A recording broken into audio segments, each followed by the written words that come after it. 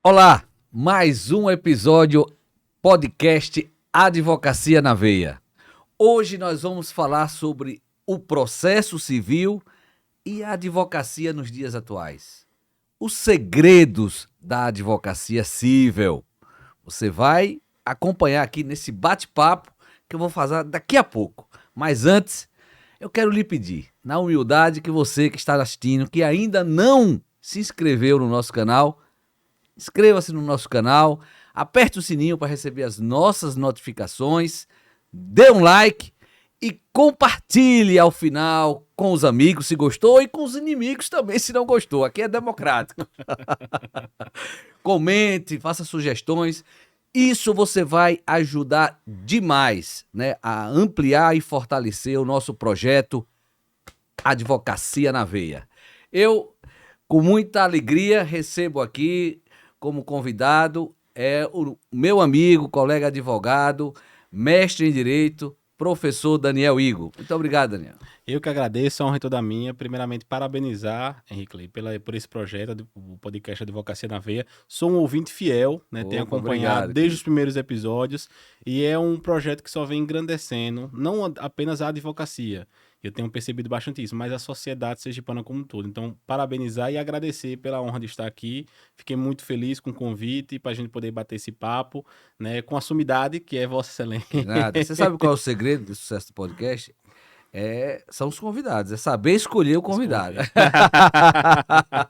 O apresentador tem um grande mérito nisso. nisso. Determinado tema. Mas para mim é uma grande satisfação e só agradecer o convite e dizer que realmente é um privilégio. Daniel Igo é um advogado jovem, né? Jovem, muito jovem. 6 anos de advocacia. 6 anos de advocacia, mas com uma maturidade muito grande, é um estudioso do direito, hoje um professor de processo civil, já mestre em processo civil, advogado de intensa militância com 6 anos, portanto, embora só 6 anos, mas com uma vasta experiência na militância da advocacia civil, e é sobre isso que nós vamos conversar. Ele tem uma linguagem moderna, fácil, acessível. E processo, nós que somos advogados, vocês colegas advogados e advogadas que estão assistindo, sabem que o processo é a alma da advocacia em juízo. E o processo civil abarca aí muitos ramos da advocacia. Inclusive, na advocacia trabalhista, o processo civil é utilizável de forma subsidiária, inclusive está na CLT. Mas vamos lá, processo civil, Daniel, ele houve uma reforma para o direito, para a comunidade jurídica, uma reforma ainda, embora de 2015, mas ela ainda provoca bastante dúvidas, debates, ainda está se firmando no ponto efetivo, prático, né? Então, eu dei uma chamada aqui, o processo civil e a advocacia atual. O que mexeu, né, na advocacia atual essa reforma de 2015? Perfeito. Então, grande mestre Henrique, quando falamos de processo civil e advocacia, e você falou muito bem sobre essa questão da reforma, em verdade, não se trata apenas de uma reforma de uma lei. O CPC vigente, que muitos ainda insistem em chamar de novo CPC, que não é mais tão novo, ele vem inaugurar um novo sistema processual. Quando saiu, e eu acompanhei a transição, não advogava ainda, eu era acadêmico, cheguei a estudar pelo CPC de 73 e acompanhei essa transição. Quando saiu, eu vi ainda alguns professores, alguns colegas falar, não, é só uma reforma do que a jurisprudência já pratica. Só que quando saiu esse código, mudou muito, e nós fomos verificar, é totalmente uma nova forma de pensar o processo. Digo a título de exemplo. Inclusive principiológica, né? Principiológica. Novos princípios foram introduzidos no sistema processual. É um processo que, por exemplo, se tornou mais liberal para as partes. Nós temos hoje a possibilidade da negociação processual. Isso. E muitos advogados ainda não abriram os olhos de que os negócios jurídicos processuais reforçam a necessidade da advocacia contratual, ou seja, muita gente faz contrato sem contratar advogado.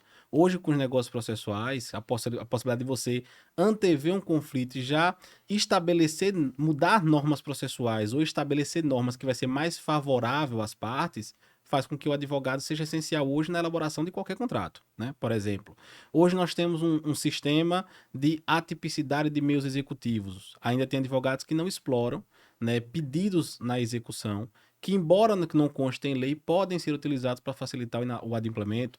Hoje temos um sistema que se robusteceu a fundamentação das decisões judiciais, criou-se um sistema de precedentes, ou tentou-se criar, né? Então, realmente, analisando só o CPC 73 e os institutos trazidos e alguns reformados pelo CPC 2015, é para se inaugurar um novo sistema. Agora, como você bem falou, uma coisa é o que está no papel, outra coisa é a mudança de cultura jurídica.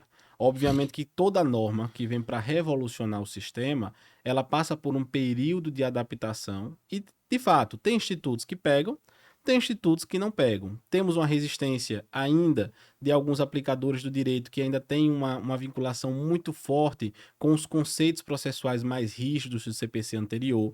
Temos, de fato, aqueles que optam por não se atualizar. É uma realidade, desde o advogado ao juiz, tem gente que aplica o CPC vigente na sorte. Vá aplicando o que eu sei. Tem alguma coisa diferente? Tem, deixa eu abrir aqui para ver. Nunca parou para estudar o sistema em sua inteireza. Né? Então, nós temos certas dificuldades que até hoje, né, tornam esse CPC, que embora não seja novo, né, na sua sanção e na sua vigência, acaba sendo ainda muito novo em relação à cultura jurídica, à aplicabilidade. Exatamente. E, assim, houve, além de você introduzir o princípio da não surpresa, né? O princípio da cooperação, né? Vamos conversar sobre isso. Mas nós tínhamos, no Código de 73, um princípio do contraditório, mas um contraditório restrito. Hoje, se tem o efetivo contraditório, chamado contraditório substancial, que é mais amplo, que envolve não só as partes, mas envolve também o juiz. Destrinche isso aí. Essa mudança do paradigma do contraditório, ela é sensacional. E é interessante o quê? A gente sempre teve o contraditório, né, como base constitucional do processo, inclusive alguns até falam em modelo constitucional do processo. Nós temos uma Constituição bastante robusta, que ela estabelece não apenas alguns direitos fundamentais, mas ela é uma Constituição mais densa, que realmente buscou trazer de forma bem expressa na Constituição as garantias fundamentais do cidadão no tocante ao processo, e o contraditório é uma delas.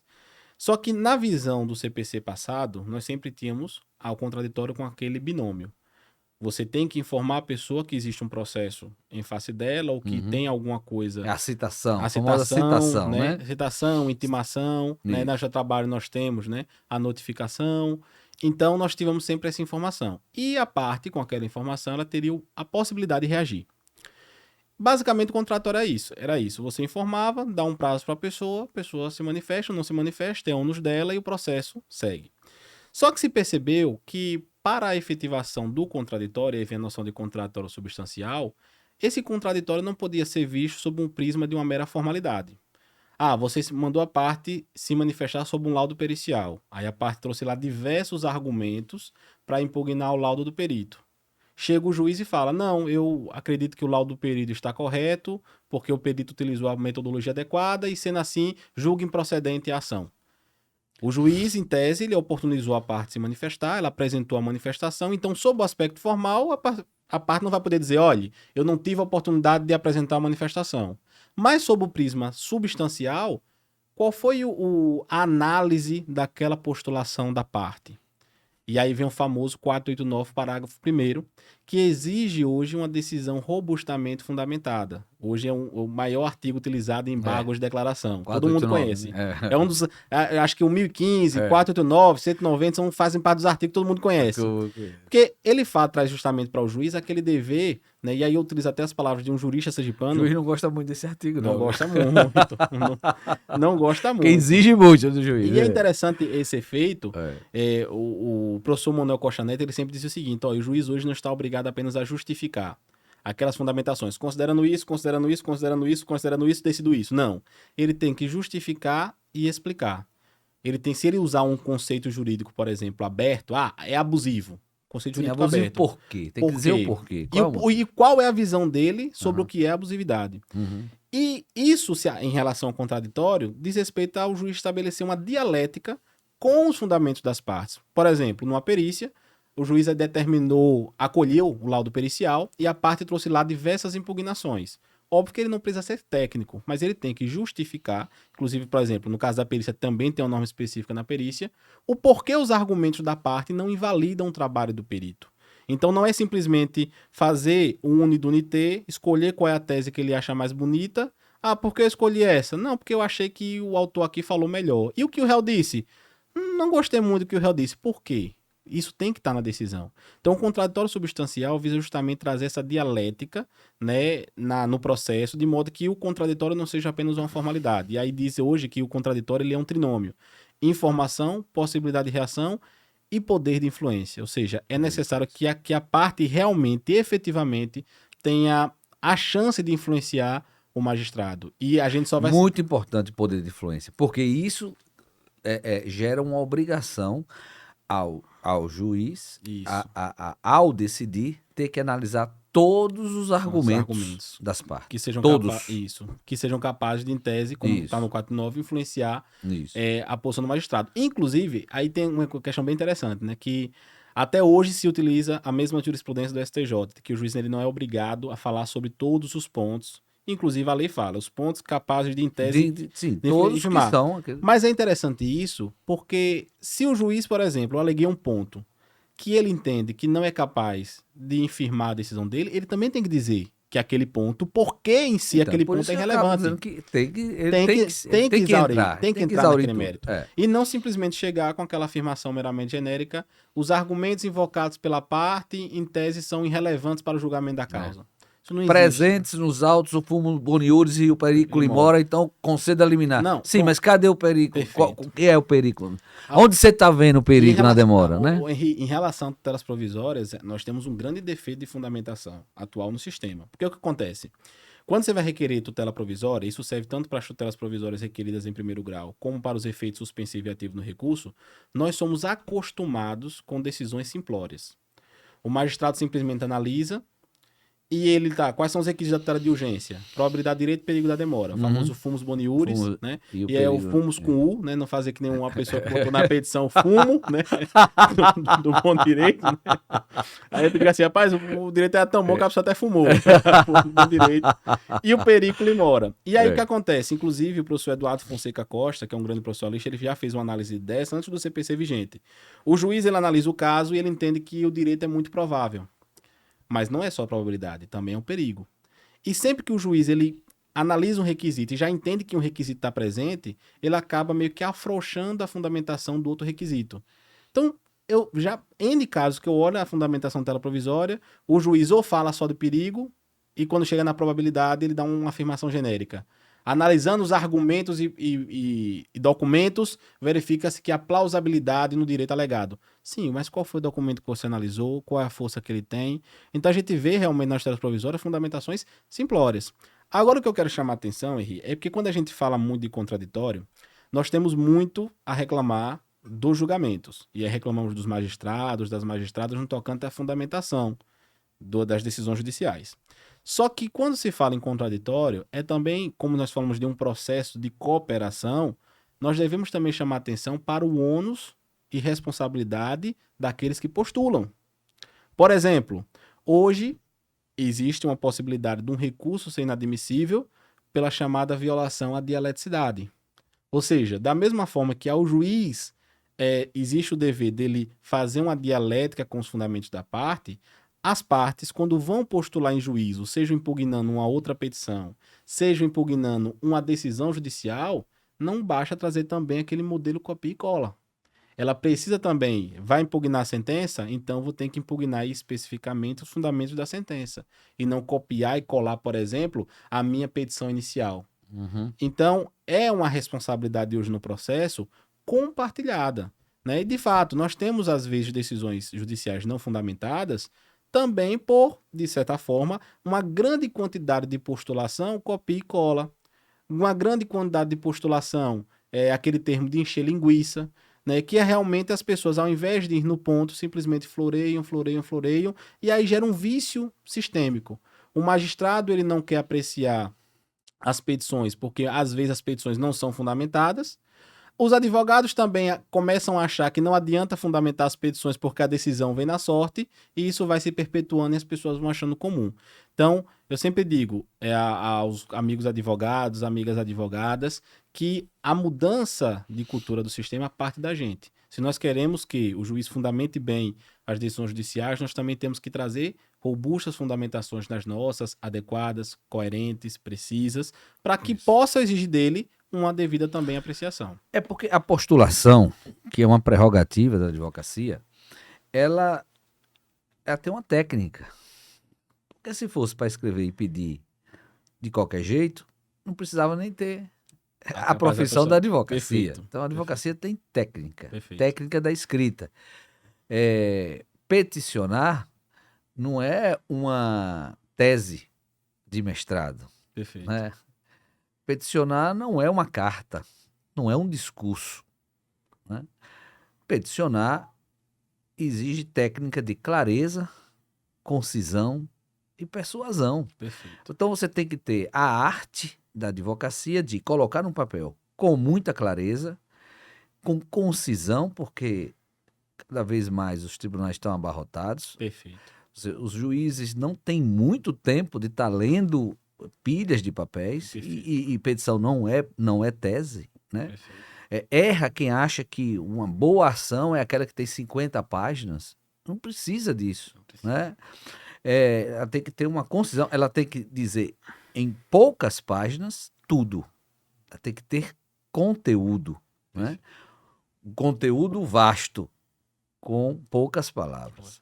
Então é essa a arte. Isso não é fácil. Não é. Isso precisa de técnica, né? Precisa da arte da advocacia. Isso aqui é o bonito. Porque você falar com clareza, falar com concisão e com persuasão. Você, ao mesmo tempo, está ali naquele conteúdo buscando convencer o juiz que vai julgar, né? Perfeito. Com poucas palavras. E isso é bastante interessante, porque é o seguinte... Quando a gente... Isso não é fácil, a arte de postular, eu digo a arte de postular, porque é uma arte. Isso é uma arte. E não se ensina de uma forma adequada nas universidades. É verdade. Eu fiz minha graduação, eu tive uma matéria que chamava Direito em Linguagem. Mas mesmo nessa matéria, eu me lembro até que essa matéria era ministrada por uma pessoa que era excelente, mas que não era advogada e não postulava.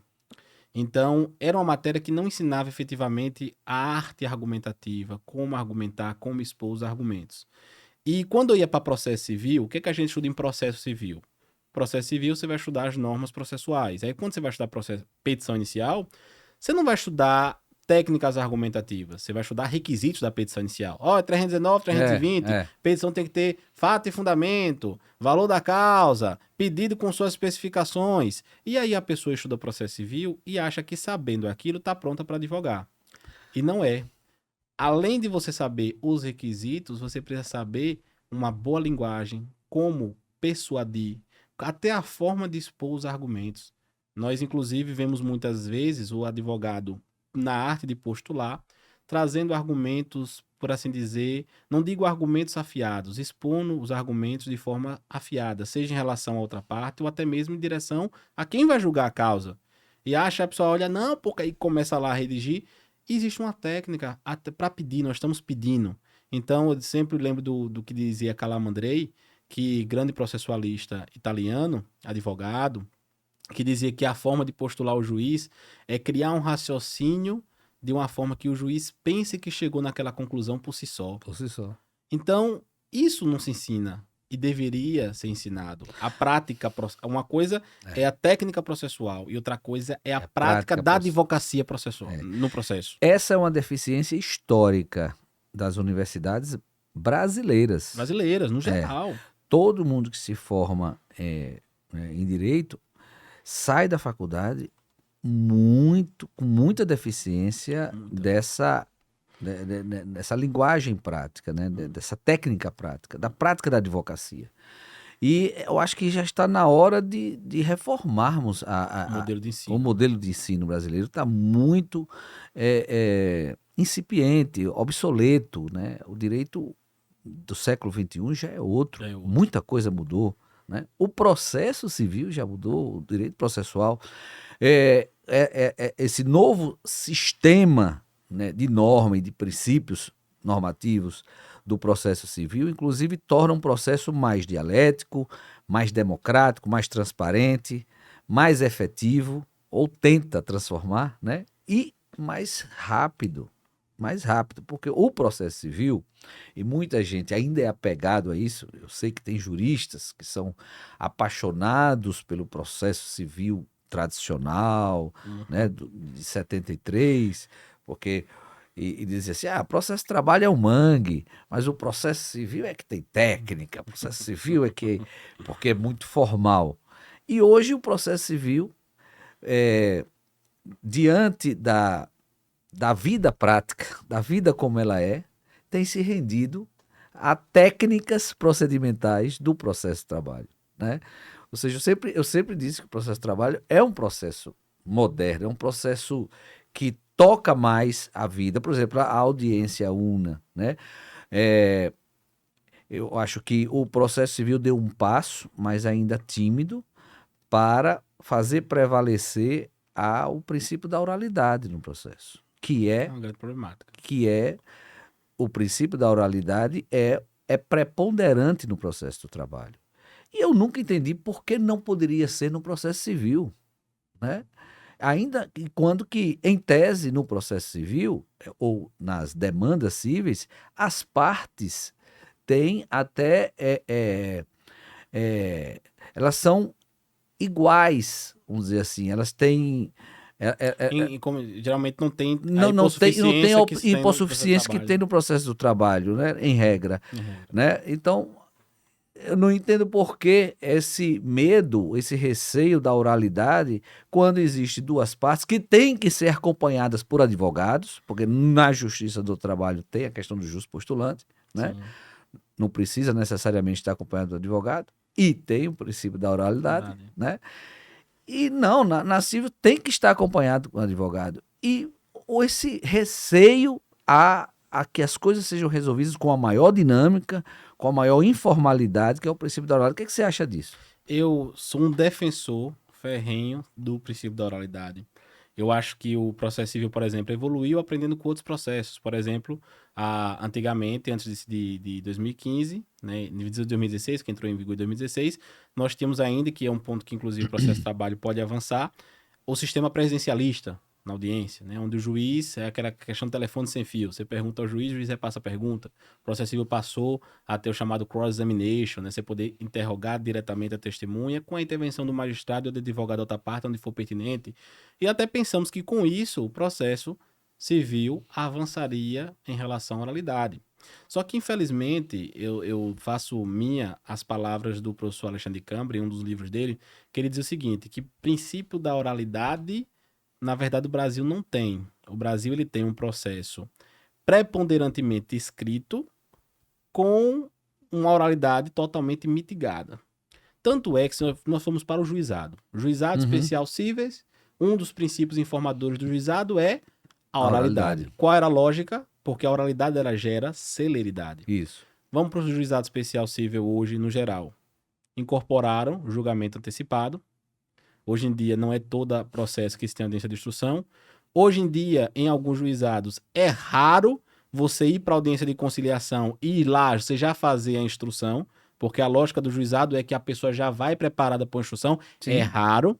Que é a lógica do processo de trabalho. No processo de trabalho. Então, criaram meio que um microprocedimento comum dentro do juizado, até onde era para ser o princípio da oralidade. Então, eu acho... Mas é uma questão de cultura jurídica. É uma questão de cultura jurídica. Do apego ao formalismo. Nós gostamos do papel, nós gostamos das petições, nós gostamos de protocolar e mandar e aguardar resultado e ter prazo de 15, 20 dias para analisar. Mas eu acredito que nós devemos caminhar cada vez mais para um princípio mais oral. Né, colocar mais atos orais. Inclusive, o Código tentou isso ao estabelecer, hoje, no Código, na lei, audiência de conciliação ou mediação, valorização da solução consensual e também do contato oral entre as partes. 2.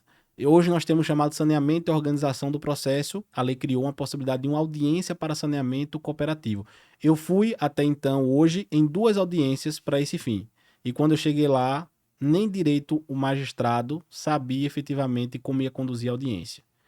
Porque, inclusive, o outro advogado chegou até a rolar testemunhas. Ele levou para a audiência. E eu disse, não, veja, a audiência não é para instruir, a audiência é para a gente definir os pontos controvertidos, debater entre a gente e não tem cultura. Então fica... aí o magistrado olhou para a gente e falou, então vou fazer o seguinte, eu vou converter a audiência aqui e vou intimar vocês para apresentarem os pontos controvertidos de forma escrita. Ou seja, não há cultura no diálogo. Não há. É. Até no diálogo colaborativo não existe. Então essa audiência ela acaba ficando só no papel. E aí vem a terceira audiência, que é a audiência de instrução e julgamento, que na verdade dificilmente ocorre julgamento e fica só sendo audiência de instrução. E hoje em dia, infelizmente, no contexto geral, tem muitos magistrados que fogem dessa audiência. De fato, nem sempre ela é necessária, mas tem casos em que ela é e mesmo assim adotam um julgamento antecipado. Eu realmente não concordo com a cultura jurídica atual, que até mesmo cesseia o direito da parte de pedir para ser ouvida em juízo. É normal hoje você ir numa audiência civil e dizer, excelência, eu quero fazer quero o depoimento pessoal do meu cliente. E ele, não tem porquê. Só quem pode pedir depoimento pessoal é o advogado da parte contrária. Ah, por que, excelência? Porque você já teve a oportunidade de falar pelo seu cliente na petição. Mas a lógica da oralidade gera uma aproximação, gera uma otimização. Eu sempre digo isso, se eu for fazer um discurso escrito, eu tendo a ser mais, como é que eu posso dizer, mais prolixo do que se eu for fazer um discurso pela oralidade. Sim. Então, nós precisamos, a depender para ter uma resolução mais rápida e adequada, priorizar a oralidade no processo. Então, é uma reivindicação antiga. Inclusive, muitos países hoje têm processos preponderantemente orais, com mais audiências, e não apenas audiências para a oitiva de testemunhas, mas até para os debates orais pelos advogados. Então, a oralidade, ela é essencial ao processo. Por isso que me entristece muitas das vezes essa tentativa, às vezes, de restringir sustentação oral por parte do advogado. Então, eu acredito que quando nós tivermos um processo com maior oralidade, nós vamos ter um processo mais célere, nós vamos ter um processo menos prolixo em relação aos atos postulatórios e mais objetivo, né? Então, eu acho que muitas das vezes algo, até na execução, eu sempre digo, rapaz, é interessante, tem coisa que o executado, as partes fazem, e tem a cara de pau de fazer, me perdoe o termo, porque tá fazendo pela parte escrita. Mas tem casos que se você chamar o executado na audiência, eu quero ver. Peraí, eu vou chamar esse executado aqui para audiência, quando for meu amigo, vamos aqui resolver. E aí, onde é que tá esse patrimônio? Explica isso aqui, explica isso aqui, explica isso aqui. Tem coisa que as pessoas não conseguem ter a mesma cara de pau frente a frente, no embate oral. Então, acho que a oralidade, um processo preponderantemente oral, né, você só teria a ganhar com a celeridade. Mas, infelizmente, ainda não é a nossa cultura, estamos muito distantes disso. Nossa cultura é peticionamento, é documento, né? Até hoje, até os depoimentos já estão gravando e colocando em mídia no processo para fugir da audiência, de contato oral que poderia agilizar muito o processo. Nós estamos falando de oralidade e você tocou em tribunal. Então vamos falar um pouco sobre a sustentação oral, nós advogados, nos tribunais. A gente sabe que há mitigações. Eu defendo que todo e qualquer processo, o advogado teria que ter direito a falar. A gente sabe que a lei não permite isso, infelizmente. Porque há uma resistência muito grande, né? Não sei, há uma resistência brasileira ao debate franco e aberto. Porque quando o advogado vai à tribuna, ele vai instigar o debate central do que ele entende ali do processo. Perfeito. E aí, nós, advogados, temos que entender da mesma forma que uma petição não é um artigo jurídico, não é uma tese de mestrado, né? Também a sustentação oral não é uma aula que você vai dar para os desembargadores, para os ministros, não é? Não é um discurso, mas é uma intervenção em que você vai lançar ali os pontos centrais, fundamentais do processo, né, e da sua tese, né, para que seja ali discutido, abordado e julgado. E isso também precisa de técnica, né? Então, eu acho que o advogado foi introduzido no sistema brasileiro o princípio da cooperação, né? O princípio da cooperação, o princípio do contraditório efetivo, Até que ponto hoje os advogados não poderem falar em determinados tipos de recurso não ofende, né, a esses princípios norteadores do novo sistema processual, que é de colaboração, que é de contraditório efetivo? Porque o advogado, ao instigar o debate, né, dos temas centrais, ele está colaborando para uma prestação jurisdicional efetiva e justa. Perfeito. Porque a finalidade precípua da prestação jurisdicional é o julgamento de mérito. Perfeito. É um julgamento de mérito e um julgamento pautado num processo transparente, democrático, para que se venha a uma decisão justa E efetiva. e efetiva. Perfeito. Né? Perfeito. Eu acredito que, Henrique, isso chamou uma atenção muito interessante, esse debate da sustentação oral e de cabimento de sustentação oral. Quando a gente vai para o código ele fez uma escolha em relação a procedimentos, a recursos e ações de competência originária em que caberia a sustentação oral, não excluindo a possibilidade do regimento interno ampliar o cabimento e não restringir nem de qualquer forma tolher essa sustentação oral. Só que quando a gente volta os olhos ao código, a gente consegue verificar que é muito difícil você escolher o que cabe e o que não cabe à sustentação oral. E aí vou lhe dar um exemplo. Imagine uma situação em que houve uma sentença, a pessoa apelou. CPC é claro, na apelação cabe sustentação oral. Tudo bem. Os advogados foram lá, fizeram a sua sustentação oral. Saiu o acórdão. O advogado, então, ele quer agora fazer embargos de declaração do acórdão que julgou a apelação. Os embargos, em muitas das vezes, podem ter pedido de efeitos infringentes.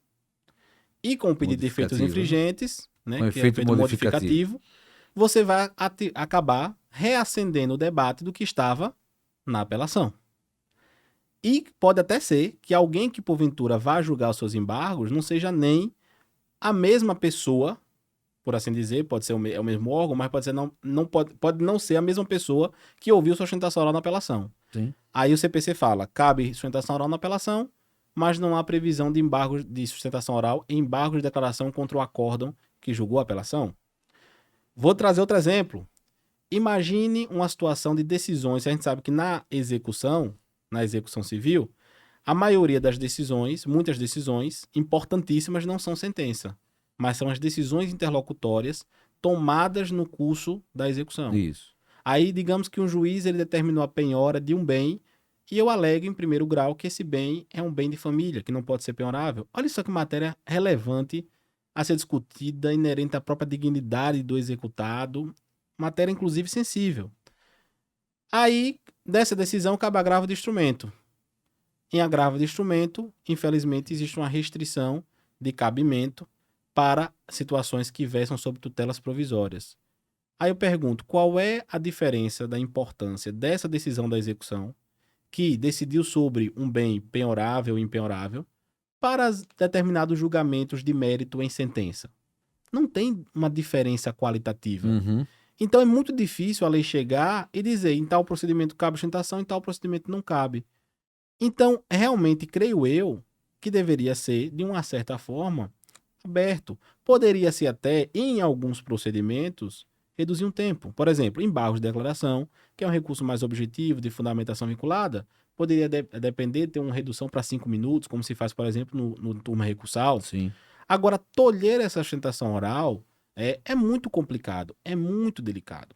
Então, eu acredito que não tem como se fazer uma escolha segura hoje do que cabe e onde não cabe. Porque você vai dizer que cabe aqui, mas vai ter uma outra situação tão relevante quanto que pode ser em outro recurso, só porque em outro recurso não vai caber.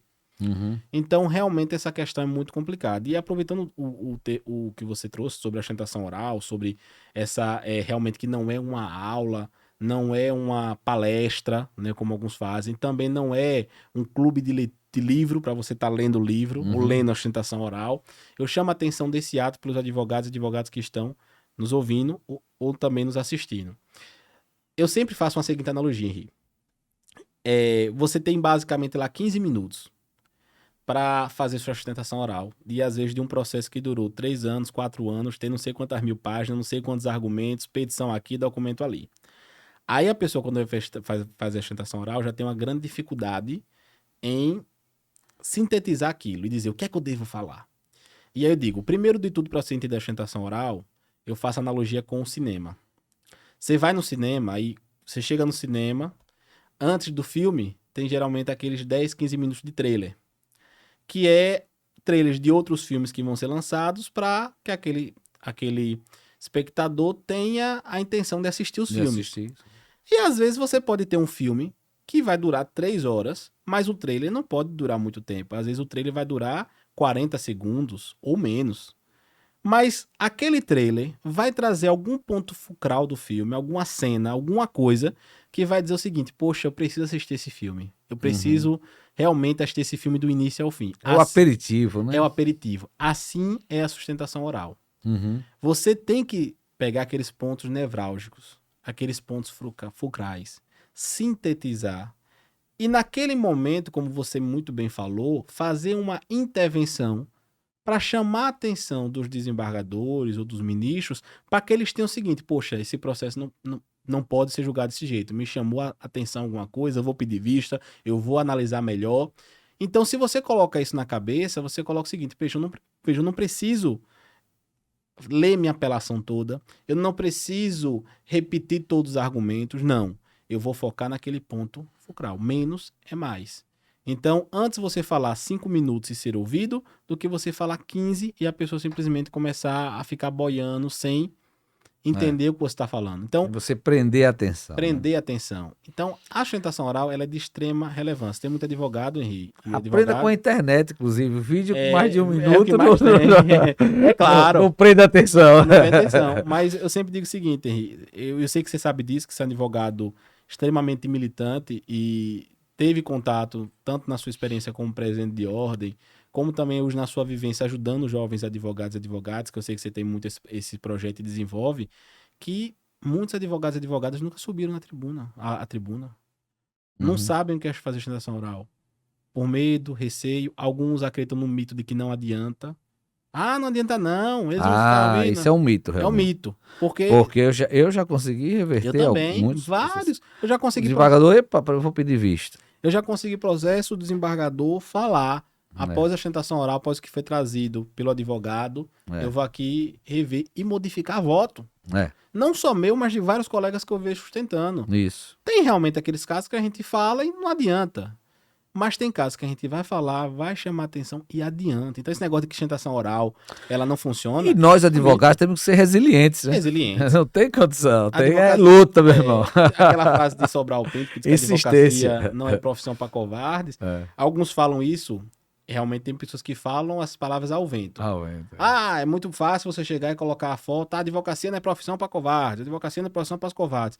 Mas já parou para pensar o sentido dessa... Será que muitos interpretam essa questão da covardia apenas em relação à luta a um determinado arbítrio de uma autoridade? Mas, na verdade, esse termo de não ser covarde diz respeito também à questão da resiliência. Resiliência, claro. De você... Não desistir. Não desistir. E eu sempre digo o seguinte, Henri, e isso vale para toda uma lição, não só da advocacia civil, mas para toda a advocacia. Eu tenho um processo que eu ganho e tenho um processo que eu perco. Isso faz parte. Né? Ninguém só ganha. Né? A gente tá aí que não ganha uma Copa há um tempo.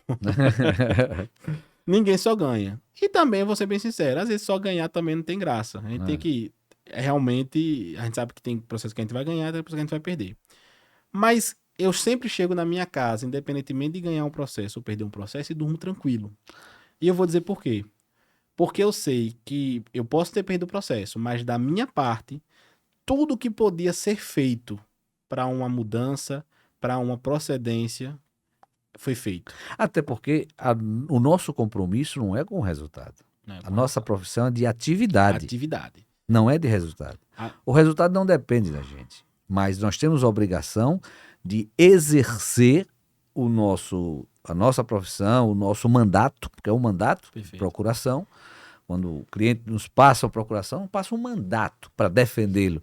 Então, neste mandato, nós temos que garantir aos nossos clientes o quê? Que ele participe de um processo ético, transparente, democrático e justo. E efetivo. Perfeito. Né? É isso que ele tenha direito à ampla defesa, que não permita que o seu cliente seja, de alguma forma, mitigada a sua ampla defesa ao contraditório, que não permita que o processo haja tratamento desigual, porque há um princípio processual do tratamento, né, da paridade de tratamento, né? Então, então, os princípios constitucionais processuais têm que estar, nós temos que estar vigilantes para que o processo transcorra muito bem.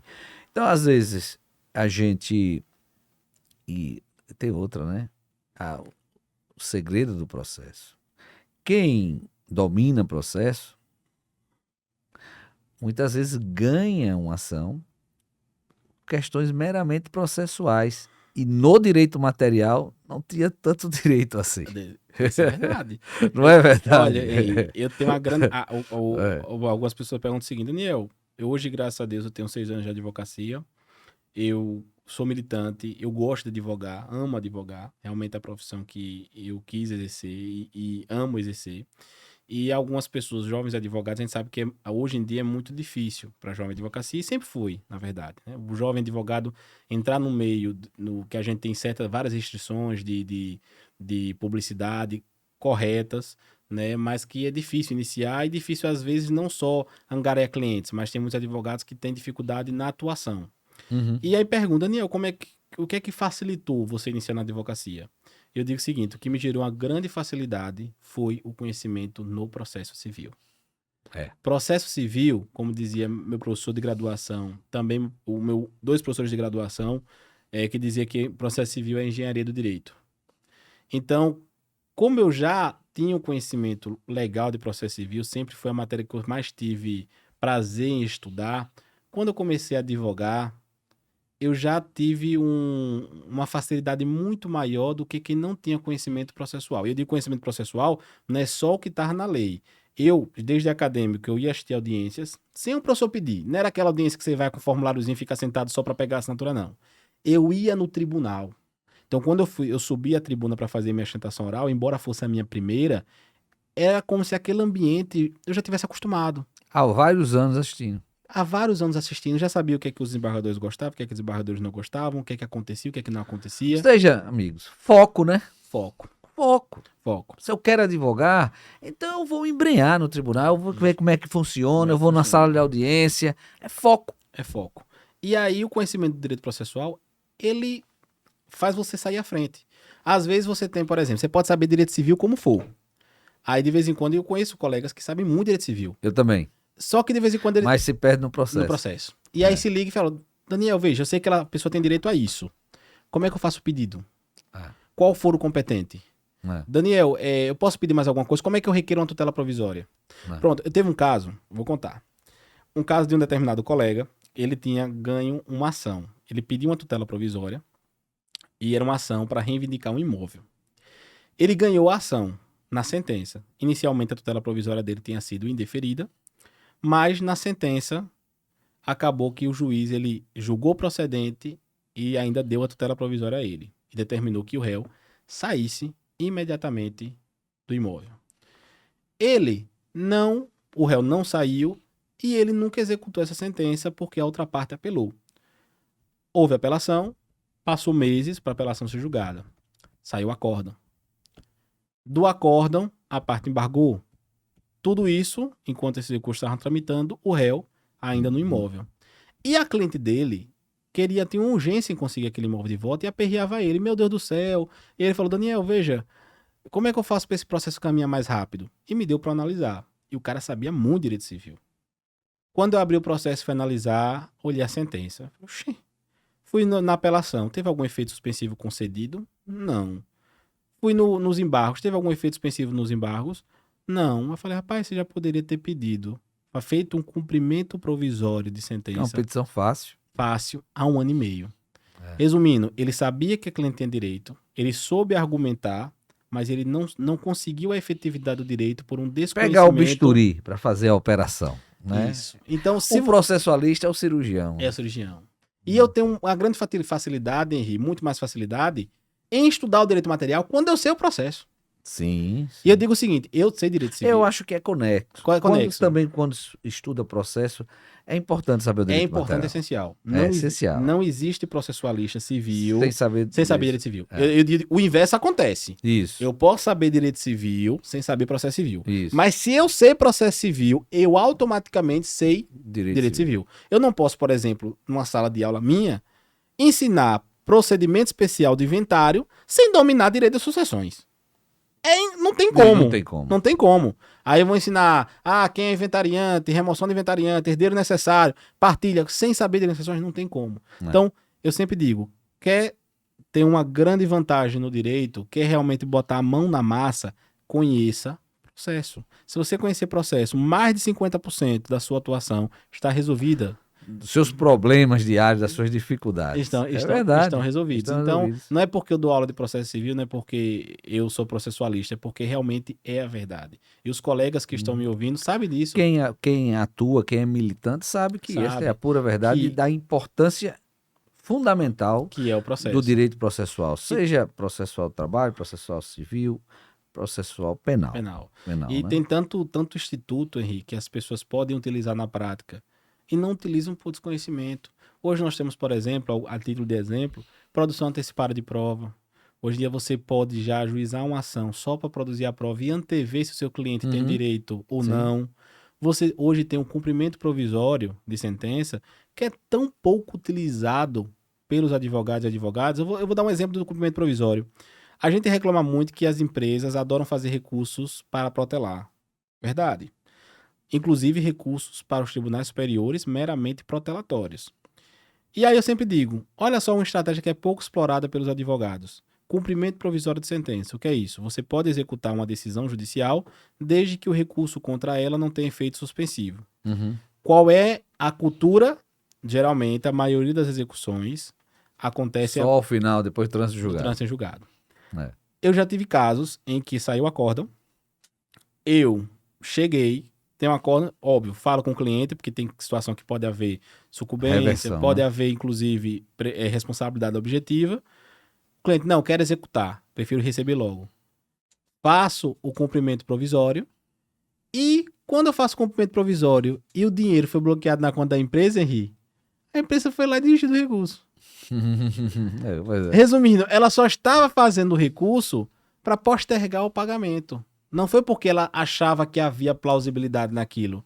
Depois que ela viu que o dinheiro foi bloqueado, foi lá e desistiu do recurso. Veja, eu usei um instrumento processual que estava à minha disposição e quebrei o intuito protelatório. Muitos advogados não sabem que sobre esse cumprimento provisório tem aquela cultura. Não, tem que esperar o trânsito em julgado. Acho que cumprimento provisório é só para liminar, é só para tutela provisória. Outros exemplos, por exemplo, nós temos hoje os negócios jurídicos processuais que ainda são pouco explorados na prática, acaba se resumindo só a cláusula de eleição de foro, que agora teve uma alteração recente, semana passada, e outros negócios jurídicos processuais que não tem muita relevância prática, mas é possível os advogados hoje, nos contratos, por exemplo, você está vendo que essa pessoa não tem muito patrimônio para pagar o meu cliente, caso ela tem um inadimplemento contratual, vou aqui pegar algum bem dela e de uma certa forma, afastar a impenhorabilidade. Hoje isso é possível. Então, são muitos institutos dentro do processo que são inexplorados pelos advogados e advogadas. Então, quando você conhece o processo, você tem mais armas para lutar. Sim. É aquilo. Então, você pode ter um bom direito E material pode resolver mais rápido, de de forma mais efetiva para o seu cliente. para o meu cliente. E eu, quando eu falo armas, não é no sentido jamais tem que ter tem que litigar, tem que brigar. Não. Armas, eu tô falando dentro do direito. É aquela questão. O processo é justamente a arma jurídica de defesa dos direitos. É quando os outros meios de solução falharam e aí você precisa lutar pelo seu direito. Então, se você é um advogado que não conhece o processo, é como você ir para uma batalha sem armadura e sem escudo. Você vai lá com a espada, mas qualquer golpe você cai. Quando você conhece o processo, você vai com espada, com escudo, com armadura, você sabe contra-atacar, você sabe o que fazer, você sabe, a depender do contexto, remédios alternativos que você pode utilizar. Então, conhecimento do processo civil é totalmente essencial para a pessoa que quer ser um advogado e uma advogada reconhecido pela sua atuação. E é fundamental em uma audiência. Ah, com certeza. Aí onde muito advogado escorrega. Uma audiência, e aí, quanto mais preponderar o princípio da oralidade, mais o processualista, né, aquele que conhece o processo, ele vai se sobressair, né? E a tendência de ganhar o processo no direito processual e na audiência, né? Que ali muitas provas são produzidas ali na audiência, às vezes até provas decisivas para o processo, né? E esse princípio da não surpresa, que é uma novidade também do novo sistema processual civil. Pronto, perfeito. A não surpresa é justamente, faz parte dessa cultura jurídica de visualizar que as partes, elas são o centro da tutela processual e o processo não serve ao Estado. Em que sentido? Antigamente, era normal você dizer que matérias de ordem pública, inclusive prescrição e decadência, o juiz ele poderia conhecer de ofício. Isso é normal, vigora até hoje. Só que se utilizava esse termo, conhecer de ofício, não só para justificar. O que é conhecer de ofício? É você conhecer de uma situação sem precisar de alegação. Que as partes aleguem, né? Isso. E aí se utilizava muito dessa norma para dizer o seguinte: já que a parte não precisa alegar, eu também não preciso consultar. E aí, do nada, você estava com o processo caminhando e se deparava, por exemplo, com uma sentença decretando a prescrição. Uma sentença remetendo o processo porque o juiz entendeu que ele era incompetente. E isso, inclusive, infelizmente, ainda acontece nos dias atuais. Porque o STJ mitigou, né? Quanto a... quando não recebe o recurso especial, sim, ele não notifica, não intima a parte, né? Não comunica a parte que vai indeferir. Sim, né? sim. O STJ excetuou isso aí. E, na prática, hoje, a questão da declinação da competência absoluta. Isso. Né? Então, é um problema que ocorre até hoje. Mas, o que é que acontece, o que é que a norma legal fala? O que é a não surpresa? Está alinhado com a cooperação e com o contraditório. Uhum. É você estabelecer que o processo não gira em torno da figura do julgador e nem da julgadora. O processo é ao invés da gente ter aquela noção de processo como um triângulo, autor aqui, o juiz aqui, lá em cima, e o réu aqui, a gente tem uma noção de um processo como... Dei-me os fatos que eu lhe dou os direitos, né? Isso não existe mais, né? A gente tem uma noção de processo como um círculo, onde todo mundo tem uma comunidade de trabalhos. Vamos todo mundo trabalhar junto para tentar chegar a um objetivo comum. Isso. Que é cooperação.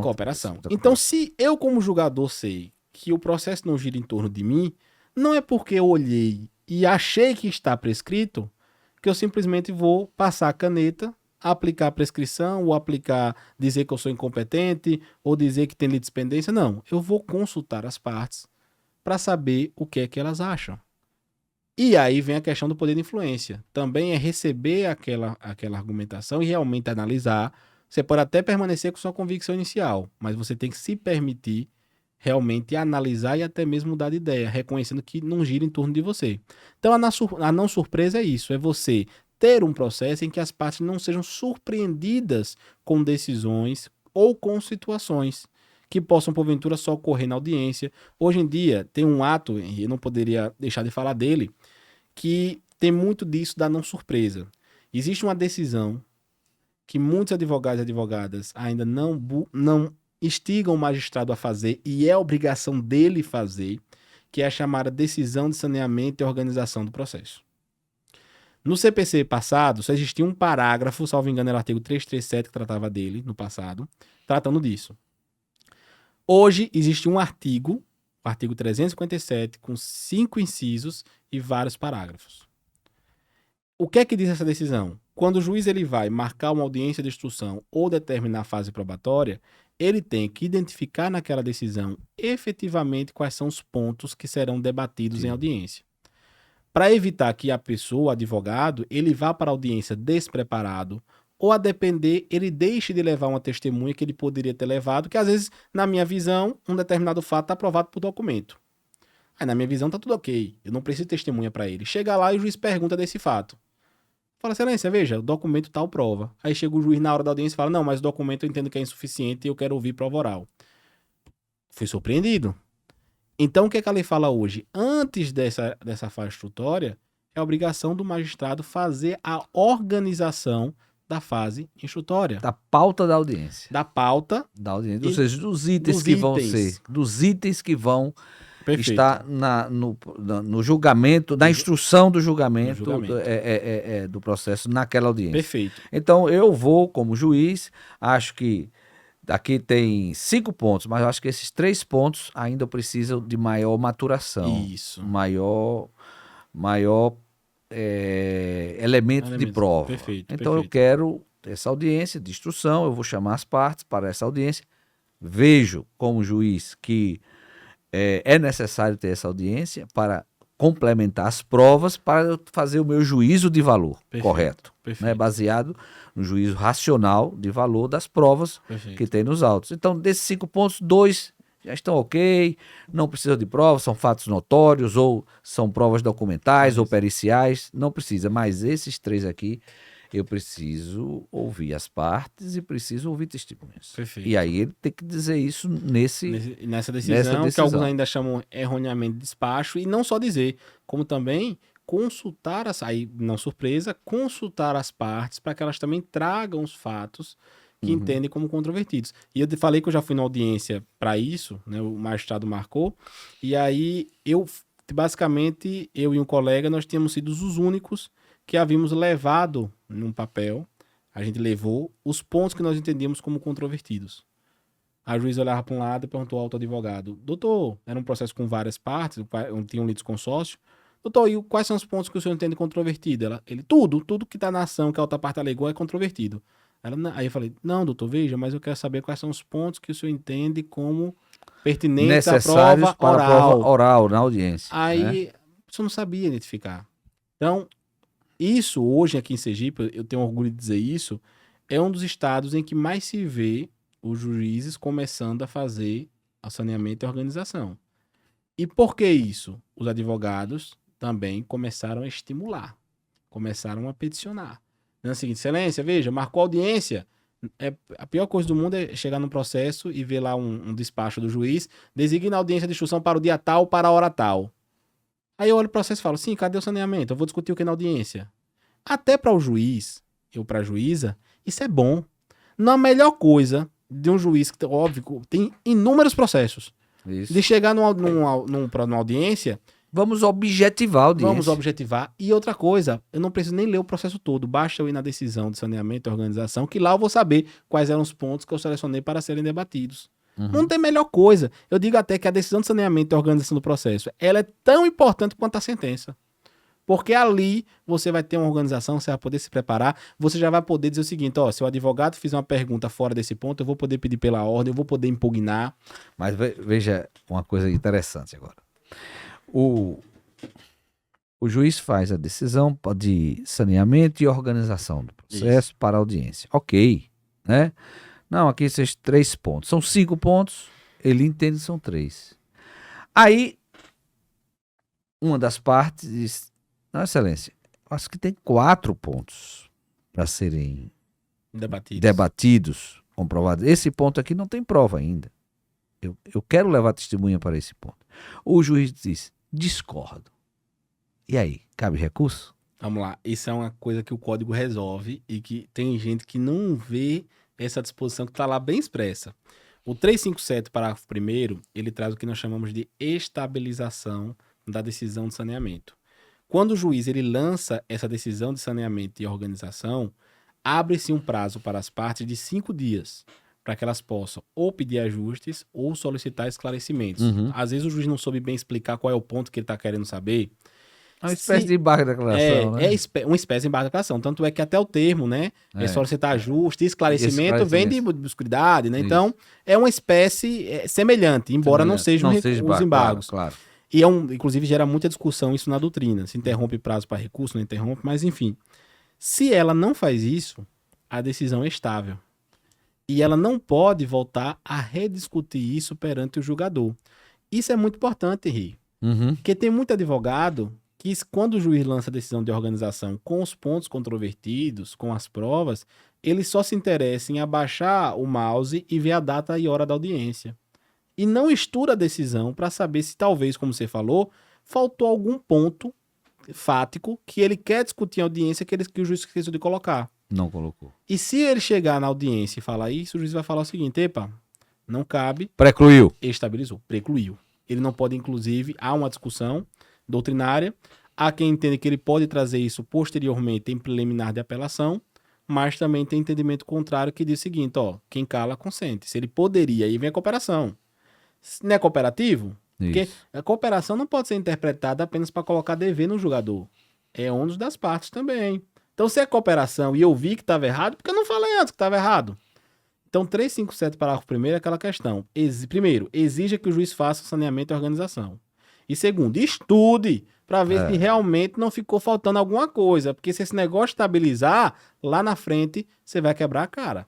Inclusive, eu já usei isso contrariamente, teve em um processo, e aí o advogado fez uma pergunta, era uma ação possessória, e basicamente o único ponto controvertido que o magistrado colocou foi se a posse era justa ou injusta. Na verdade, ele colocou lá se havia tido violência na hora de entrar na posse, algumas coisas relativas ao ingresso. Uhum. Ele não colocou como ponto controvertido a posse em si. Ele apenas colocou como ponto controvertido a discussão do tipo de posse, se a posse era justa, se a posse era injusta, e colocou lá alguns fatos relativos a isso, dos pontos controvertidos. Chegou na audiência, o outro advogado começou a fazer perguntas acerca da existência da posse. Mas você mora aqui mesmo?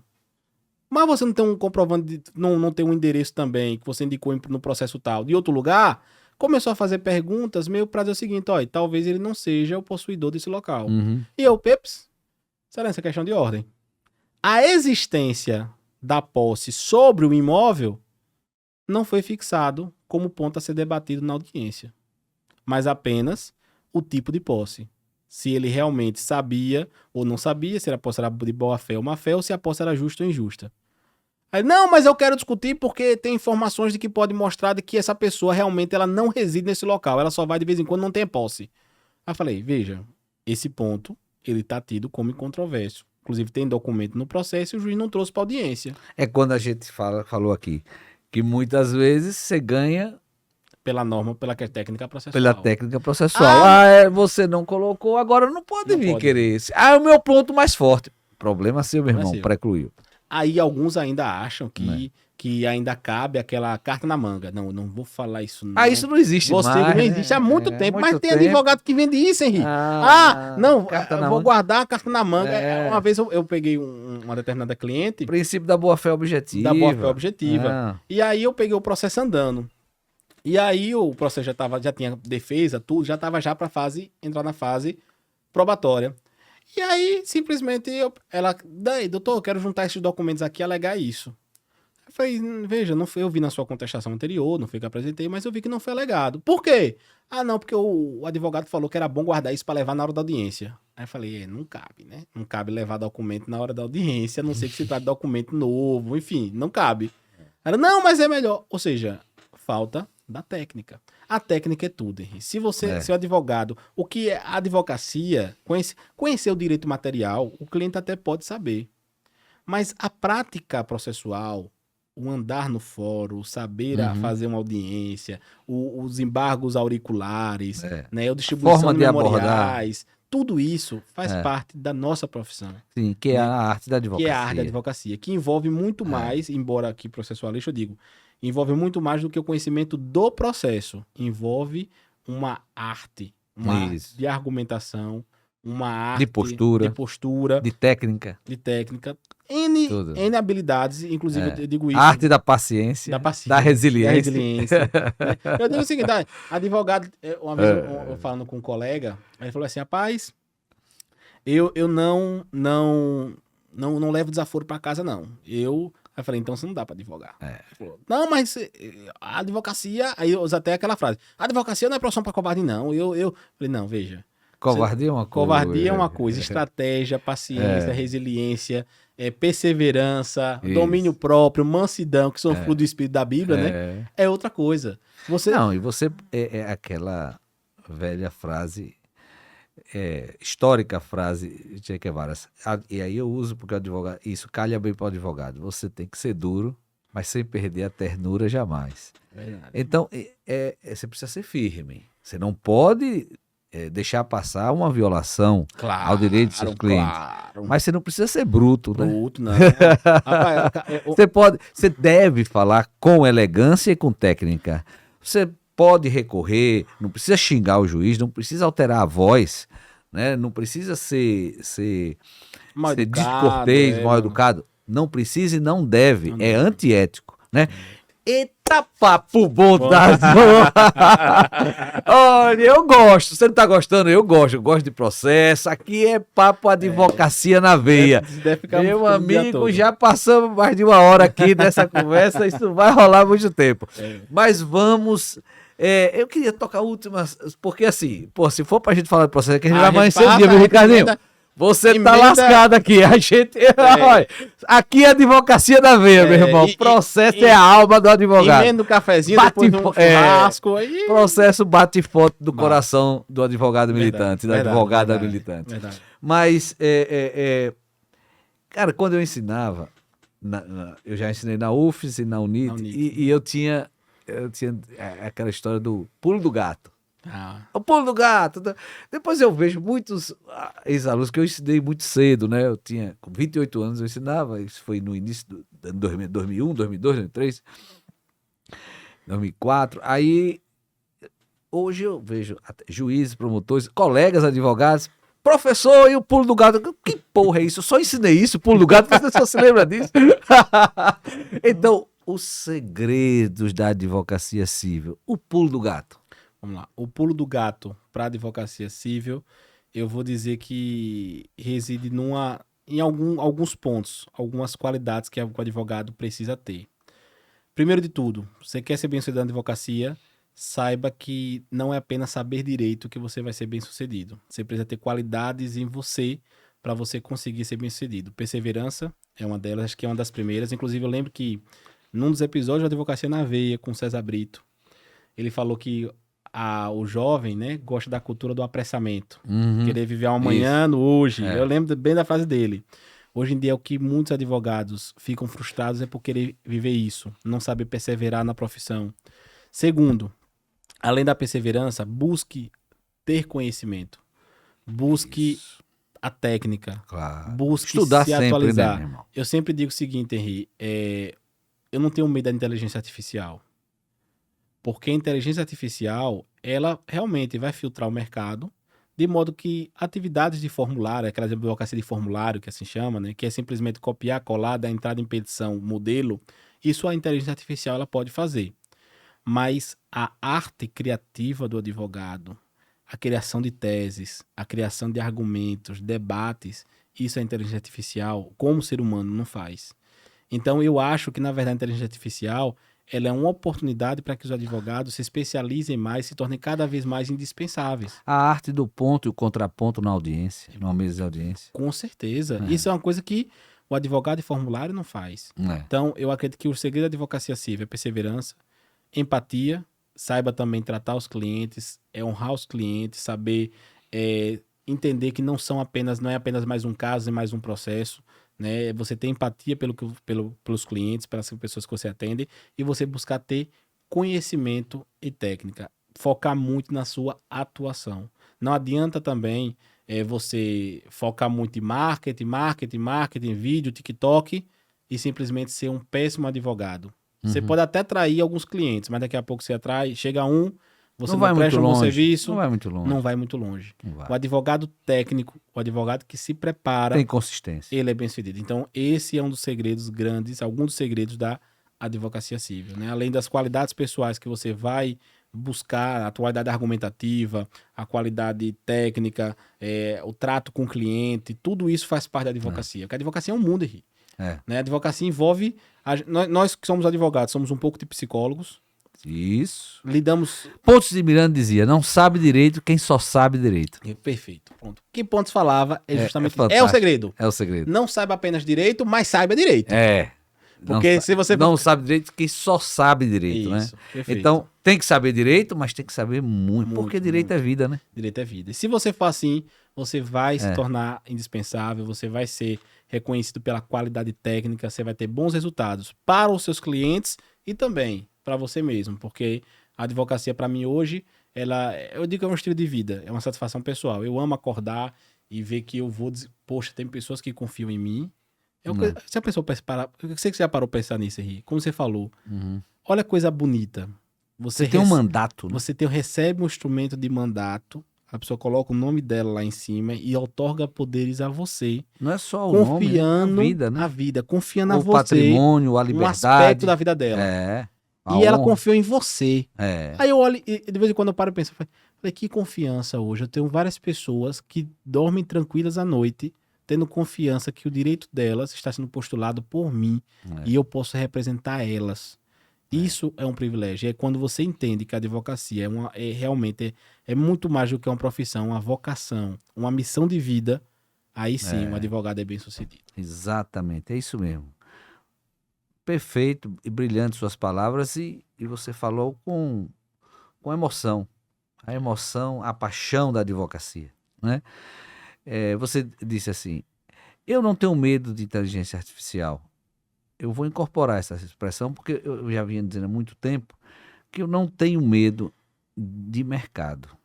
De gente que entra, o mercado está superlotado. Eu não tenho medo de mercado enquanto eu estiver dedicado à advocacia. Perfeito. Enquanto eu estiver mantendo o atual, estudando, atento, diligente, né? Apurando o meu conhecimento técnico, eu não tenho medo de mercado. O meu maior concorrente sou eu mesmo. Perfeito. Não tenho problema de concorrência. Meu maior concorrente sou eu mesmo. No dia que eu começar a me desestimular, aí eu tô lascado. É verdade. Então, esse amor à advocacia, essa paixão, esse fogo, né, é exatamente compreender a nobre missão da advocacia, né? Quer ser a voz, né? Quer ser o porto seguro, quer transmitir segurança, né? Da paz de espírito enquanto o processo anda àquelas pessoas que lhe confiaram o mandato. Perfeito. Né? Então, é essa a arte e a beleza da advocacia. Daniel, que papo maravilhoso. Papo muito bom, que muito coisa bom. boa. Dava para estender aqui e ficar horas e horas. Vamos fazer outros, viu? Muito vamos obrigado, sim. meu querido. Satisfação, sucesso. Você é um advogado com advocacia na veia, um advogado que nos orgulha, um cara jovem, com uma maturidade assim, incrível, né? Fora do normal, mas porque isso não cai do céu, porque você tem dedicação. Você disse, desde o primeiro momento como estudante, eu ia para os tribunais, eu ia assistir a audiência, ou seja, você focou, eu quero ser advogado e para eu ser advogado eu preciso buscar conhecimento. E até hoje, você recentemente fez aí seu mestrado na Universidade Federal de Sergipe. Hoje você é membro da Associação Brasileira de Direito Processual, que existem encontros nacionais que debate, é ouvido, ouve, aprende e também dialoga, troca ideias com juristas nacionais, né, em todo o Brasil. Você hoje preside a Sociedade Sergipana de Direito Processualista, Direito Processual. Então você é um cara que se dedica, acredita que na advocacia e vê o direito processual como um instrumento fundamental para o bom, efetivo exercício da advocacia. Meu querido, muito obrigado. Viu? Só tenho a agradecer e sucesso para esse podcast. Sou um ouvinte fiel. Eu sei. As frases aqui, já ouvi da professora Clara, já ouvi do grande mestre César Brito, tenho acompanhado também, ouvi agora recente de Carla também, sobre o direito das pessoas autistas. E realmente é um podcast, Henrique. Parabéns e que você continue promovendo esse projeto tão bonito que é divulgando conhecimento para toda a sociedade, não apenas para os advogados, mas parabéns. A ideia da gente ter uma linguagem mais acessível para que as pessoas possam acompanhar a importância estratégica, a beleza que é a advocacia, né, para os cidadãos e cidadãs brasileiras e também, sabe, quem lhe ouve aqui, viu a sua eloquência, o seu conhecimento, como todos que passaram por aqui e muitos que ainda virão, a gente enaltecer para o mundo o valor da advocacia de Sergipe. Verdade. Tem muitos Muito. advogados e advogadas valorosos e valorosas. São os melhores É. do Brasil. É isso aí. Eu sei porque eu advogo, assim, não falando dessa advocacia, mas eu advogo hoje, basicamente, em outros tribunais, além do TJSE. E a gente vê petições de outros advogados de outros lugares e eu sempre digo, nossa, a advocacia sergipana, não que os outros sejam ruins, mas a nossa forma de redigir, de debater, de expor argumento, a advocacia sergipana é uma advocacia de uma qualidade imensa. Tem muita gente com Henrique, valor. na verdade, os juristas sergipanos É. são de uma qualidade imensa e nós temos que aprender cada vez mais a dar valor ao que é nosso. Isso. A quem é A da gente, às vezes, porque o estado pequeno acha, se eu for para São Não. Paulo, não tem nada. Nós a ver. temos aqui Nós um temos. tesouro muito grande que são os juristas de Sergipe, advogados e advogadas que realmente eu vejo. E eu digo, rapaz, os advogados daqui são excelentes.